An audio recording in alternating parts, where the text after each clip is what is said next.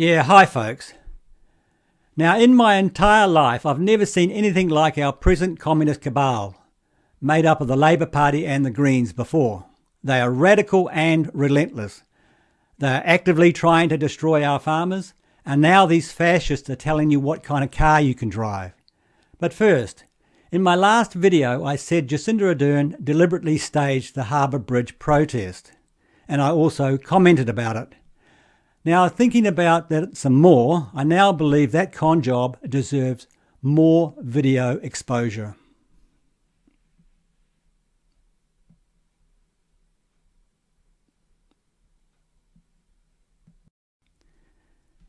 So the first thing you will notice is this.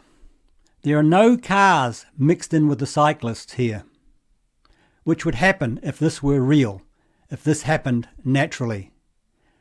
And second is this. Point Erin Park is right there, just across the fence.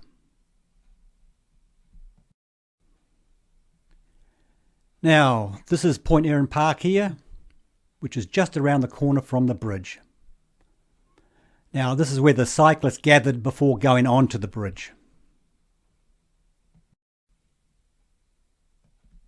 An estimated 1,500 cyclists broke through a police barrier onto the Auckland Harbour Bridge today in a protest that brought traffic to a crawl.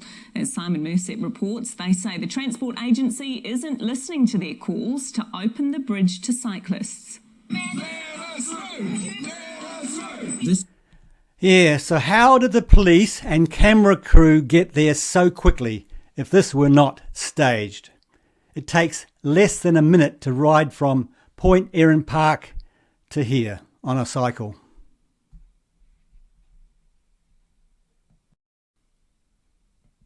This was the start of a big Sunday ride over the Harbour Bridge, and an unauthorised one.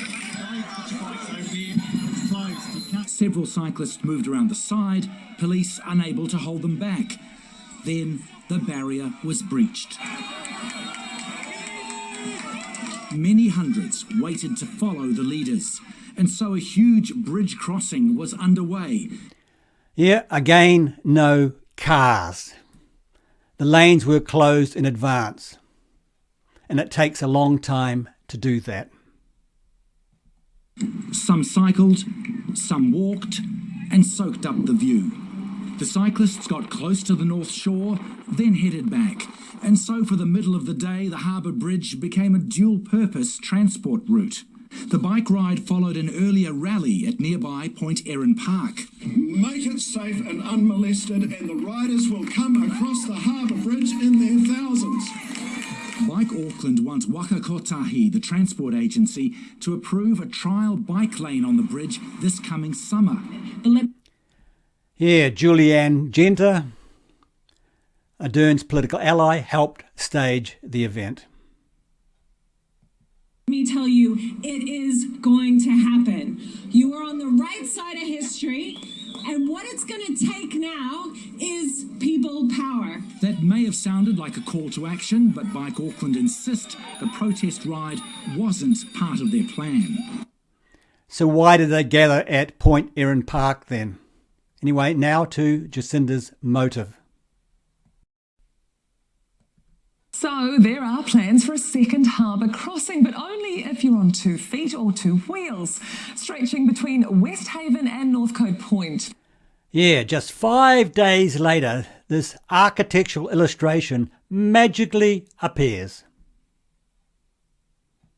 The Northern Pathway would let people walk or cycle across the harbour to get from the North Shore to the central city at a cost of around $785 million, including the cost of the land. It's expected to take 5 years to build. But as Logan Church reports, some doubt it will ever be completed. Auckland's Harbour Bridge set to get a sibling. In the 21st century, it's time that Aucklanders are able to walk or cycle across their own harbour. There's your motive, folks. The price tag, $685 million for a new standalone bridge, another $100 million for the land. They've been waiting for it forever. We've biked a lot of Europe and there's bike paths over all the bridges and bike paths everywhere. It is a lot of money, but it's an enduring asset that will last for generations. It connects up the network across Auckland. The project is meant to be part of an expanded network for cyclists and pedestrians north of the city. The government says this new bridge should be ready in 5 years, but some say they'll have to see it to believe it.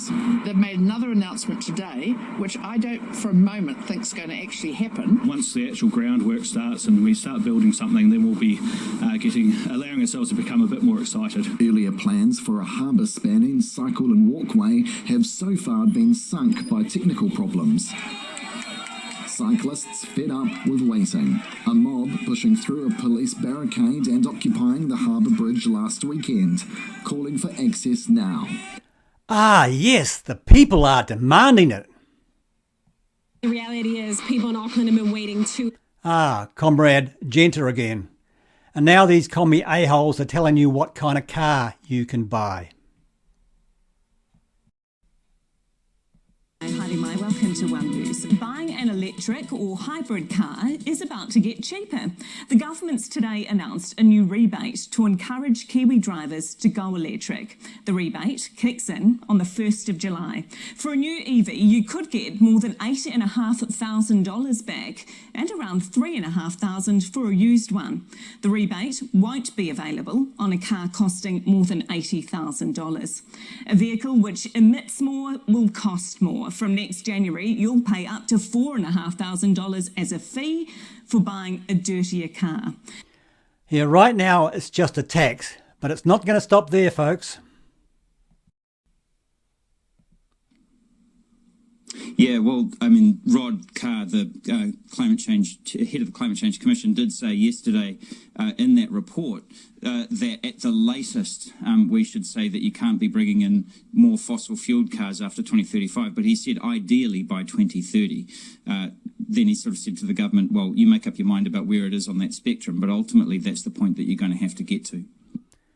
So no more fossil fuel cars by 2030, he said. The government says it hopes for bipartisan support for the plan, but as Simon Merset reports, there's little hope of that. The new rebate aims to get Kiwis into cleaner electric cars. Now, transport emissions as a country have been the most rapidly growing of any sector of the economy. If we don't change, the government has a warning. If we don't move forward, New Zealand will become a dumping ground for the world's dirtiest vehicles. Introducing the all-electric F-150 Lightning. The push to go electric is growing everywhere, but it's costly. The government says it may be 10 or 20 years before you'll pay the same for an electric vehicle, or EV, as for a petrol car. Absolute garbage. The price will never be the same because EVs cost more than double the price to manufacture because of the lithium batteries. The new rebate aims to help out in the meantime. It should work like this. After you've bought a new or used EV or hybrid, you go online to give Waka Kotahi details of your purchase, and they pay the rebate into your bank account. It's the new fee for buying a dirtier vehicle which is meant to pay for the rebate. So will this rebate convince you to switch from petrol to electric? Because right now, even used EVs are still pretty dear. Just go online, you'll find some for $40,000, $50,000 plus. Some, though, are cheaper. Some of the cleanest, cheapest electric vehicles, like Nissan Leafs, are now moving down into a very affordable range, about $10,000 for a used Nissan Leaf. A Nissan Leaf? Now, the story's out of New Zealand, but it's curious. A Nissan Leaf owner with range anxiety was told a new battery for her $13,000 car would cost $121,000. Now, $121,000. Gil Higgins wrote the story for Fairgo, and apparently that's a TV show that runs on tvnz.co.nz, which of course is New Zealand. And we love our Kiwi friends, by the way. They call people from New Zealand Kiwis as a moniker, as we call it. So we have to do some translation here because New Zealand dollars are a little bit less than US dollars. The translation, for instance, for a $13,000 car in New Zealand, in the US be $8,800. So this is an $8,000 car. And the woman had range anxiety because the battery on her car started to go. So she went shopping for a new battery, and she was told that the new battery would cost $121K, which translated into US dollars is $82,000. And this is a problem because one thing about the typical car on the road today that's a gasoline engine is that most of the parts are widely available, such that you can buy them from the manufacturer or there's aftermarket companies that sell them. And so if I need a new alternator for my Ford Explorer, I don't worry about how much it's going to cost. I can get them from the Ford dealer. I can go to any auto parts store and buy one. They've got them on the shelf right now, and they ain't that expensive. So Zoe Alford bought her used 2011 Nissan Leaf, and she was happy with it. She paid, like I said, in US dollars about $8,800 for it, had low mileage, and was in pristine condition as far as she could see. She's looking forward to driving that car silently and not having to pay for gasoline. Within months, however, she began to worry. When she first got the car, she'd charge it overnight, and in the morning, it would show a range of about 115 kilometers. About 115 kilometers. That's the range, of course, how far the car would travel theoretically before needing a charge again. And I understand there's things that'll factor into that, but at least that's the number we're using as a baseline. After a few months, the range began to drop until it dropped to around 70 kilometers. 70 kilometers. So that made her worry. Don't want to drive someplace and run out of electricity.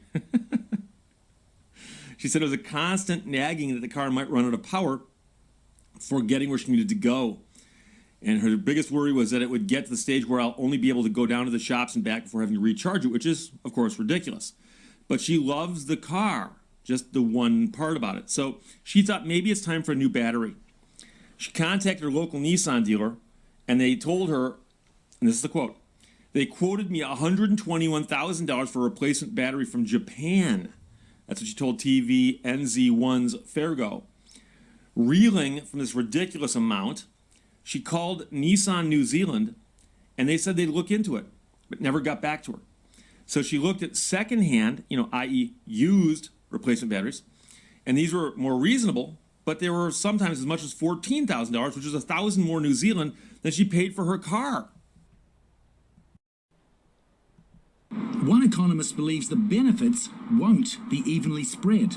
And overall, we will be seeing poorer and more rural parts of the economy subsidising richer and more urban parts. So it is going to make a difference, but it is a very expensive way to go about it. National's been quick to oppose the move. Judith Collins today tweeting, National will fight Labour's car tax every step of the way. It's because it takes money out of Papakura and gives it and lands it all in Parnell. I don't think that's the right thing. It's middle class welfare. We do want to work together as collaboratively as possible across political boundaries to make this transition, and I'll be very happy to speak with him and other parties to build as much support as possible. The debate will be settled by car buyers. In a year's time, the government hopes an extra 19,000 EVs will be on the road because of the new rebate.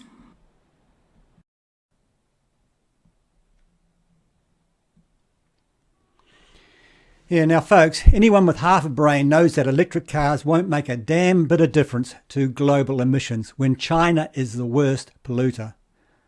So this nonsense in New Zealand is nothing more than a communist power grab. They will come after existing petrol cars next, the same as they did with guns.